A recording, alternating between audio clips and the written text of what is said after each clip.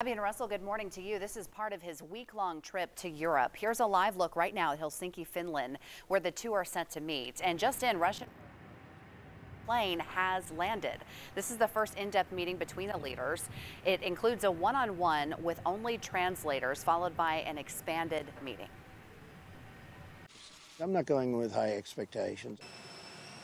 President Trump's agenda includes confronting Putin about alleged interference in the 2016 election. It comes after the Justice Department revealed indictments against 12 Russian military intelligence officers accused of stealing emails belonging to the Democratic Party during the campaign.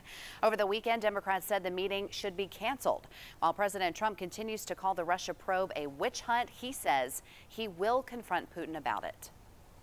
I know you'll ask, will we be talking about meddling? And I will absolutely bring that up.